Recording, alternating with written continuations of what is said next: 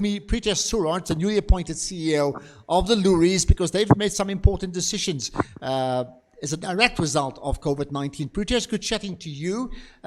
Big responsibility, new job, new decisions. Tell me about that. Yeah, thanks for having me on, Ashraf. Yeah, it's an interesting time, and especially an interesting time to start a new job. But one of the things that I'm seeing in this role is that people within advertising and brand communication are doing a lot to actually prop up society at this stage. If you look at ads that are coming out, but they're also struggling and they're very vulnerable with agencies under a lot of pressure. So one of the things that I've decided to do at the Loeries is to make entries free, and that's never happened before. So the first time in our history, entries are going to be free, and considering we're a non-profit organization, it was a pretty big decision to take. So what would be the rationale behind it? I mean, is it because they don't have the money and therefore you making it free, or what? Yeah, I think it's what we looked at is you have to ask yourself, what is the profit motive of any organization? And globally there's a lot of different awards, and their profit motivation is the dollars, the pounds, the euros. But the Loeries being a non-profit, our motivation is support of the brand communication and advertising industry across Africa and the Middle East.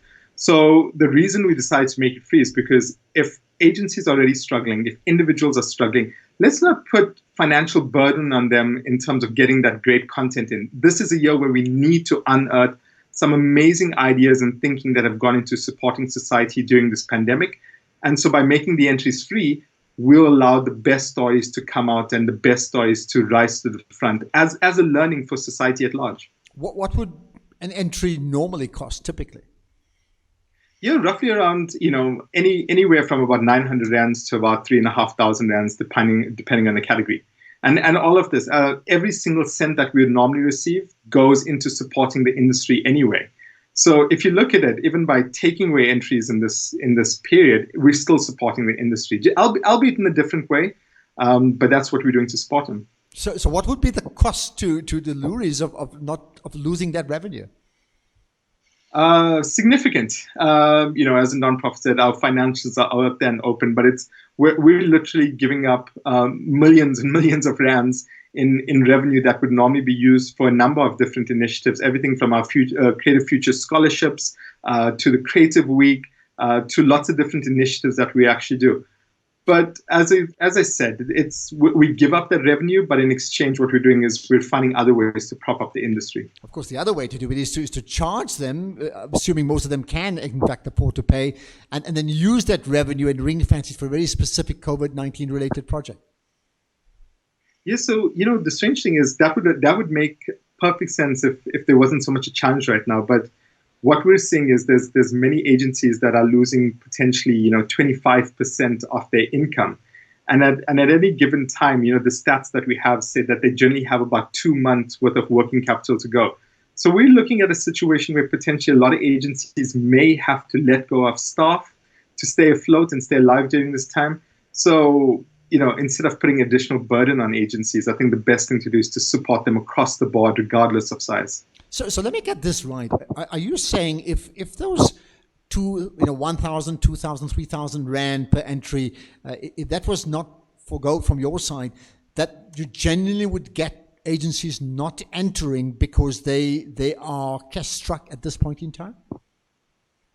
Well, it's an interesting debate. We probably would have got quite a few entries, but I think where the challenge would come is those agencies and brands that are distressed at this time, that are struggling and that are having to make really difficult decisions, they would have been the entries that we would have lost. And there should be some really good stories there. So we don't want to lose the stories, because that's what we're about, right? The Loeries is all about having the best stories. So making entries free, so we give up just a portion of our entries, but in exchange, we get the best stories from this time. What has been the reaction from the agencies? Overwhelmingly supportive across Africa and the Middle East. I think, as I said, this has never been done before. They have the budgets. A lot of them are very appreciative. I've spoken to large agency heads who went, we don't enter any other awards anywhere else in the world. They're not entering awards anywhere else in the world, but they're going to enter Loeries, and if they win, they're going to support it and do everything that they can.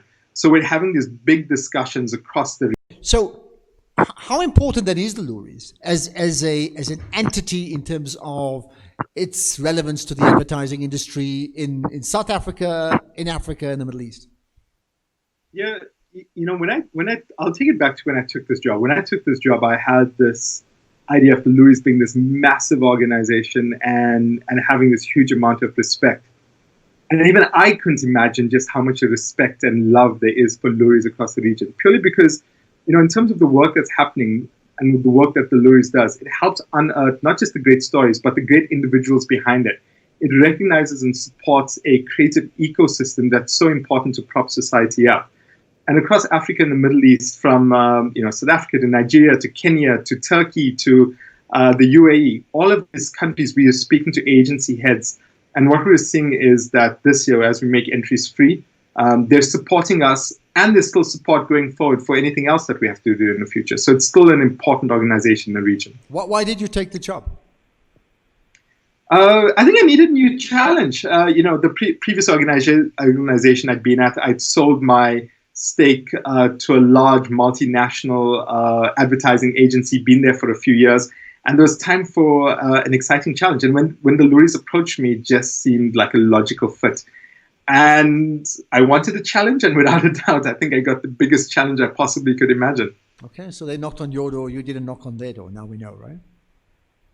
I was lucky. Yeah, I was lucky. They came to me and they said, hey, will you consider this? Okay, I understand there are two other projects around COVID-19 that Loeries has set up, right? Maybe social responsibility projects. Just tell us about that very quickly.